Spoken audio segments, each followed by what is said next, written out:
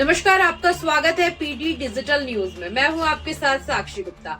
इस समय चल रहा है संसद के शीतकालीन सत्र का दौर और आज हम बात करते हैं संसद के शीतकालीन सत्र के दूसरे दिन के बारे में कि आखिर क्या बड़े मुद्दे रहे, क्या बातें रही बड़ी बड़ी, तो ये सारी खबरें हम जानते हैं। तो देखिए, दूसरे दिन संसद में हुआ हंगामा और साथ ही नारे और धरने की खबरें सुर्खियों में रही। तो चलिए एक एक करके समझते हैं कि आखिर क्या हुआ दूसरे दिन संसद के शीतकालीन सत्र में। तो शुरुआत होती है सुबह 11 बजे से। राज्यसभा शुरू हुई। जैसे ही सदन की कार्यवाही शुरू हुई, विपक्षी सांसद खड़े हो गए। सबसे बड़ा मुद्दा था चुनाव आयोग से लाखों वोटरों के नाम कथित तौर पर हटाए जाने का। वहीं आम आदमी पार्टी के सांसद संजय सिंह ने सबसे पहले नियम 267 के तहत नोटिस दिया और मांग की कि इस पूरे मामले पर तुरंत बहस हो। कांग्रेस, टीएमसी, डीएमके, लेफ्ट सभी पार्टियों ने इसका समर्थन किया।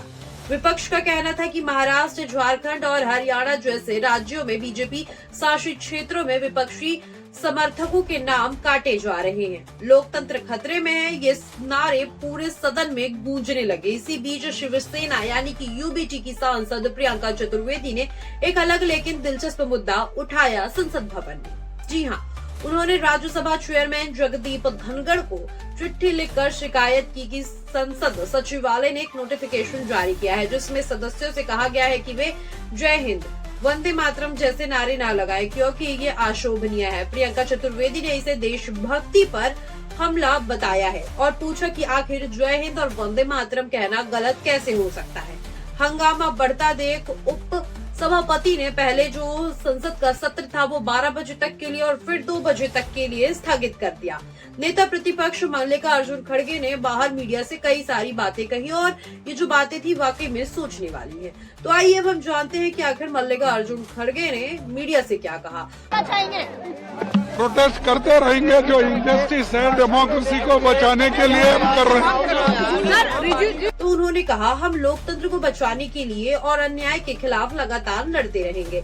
ये सरकार विपक्ष को दबाना चाहती है लेकिन हम चुप नहीं बैठेंगे। विपक्ष ने ऐलान किया है कि आज यानी 3 दिसंबर को सुबह 10 बजे सभी विपक्षी सांसद संसद के मकर द्वार पर धरना देंगे। इंडिया गठबंधन की ये पहली बड़ी संयुक्त कार्यवाही होगी। इस सत्र में लोकसभा में भी कमोवेश की यही हाल रहा है। जी हाँ, वहीं वोटर लिस्ट अधिवेशन बुलाने में देरी, महंगाई जैसे मुद्दों पर हंगामा हुआ और सदन दोपहर 2 बजे तक के लिए स्थगित करना पड़ा। हालांकि कुछ विधायी काम भी हुआ।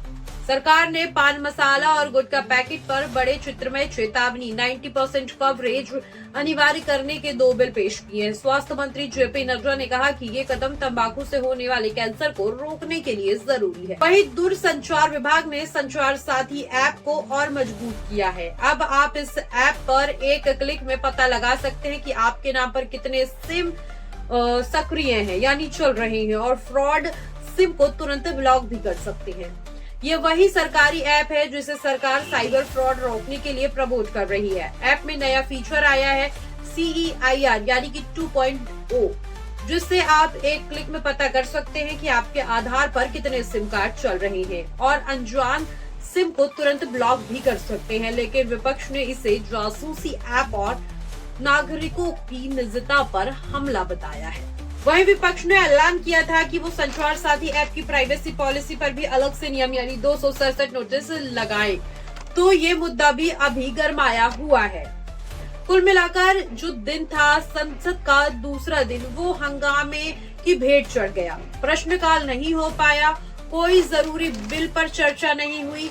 विपक्ष का कहना रहा कि सरकार जवाब देने से भाग रही है। सरकार कह रही है विपक्ष सदन चलने नहीं दे रहा। सच जो भी हो, आम जनता यही पूछ रही है कि आखिर संसद में काम कब होगा।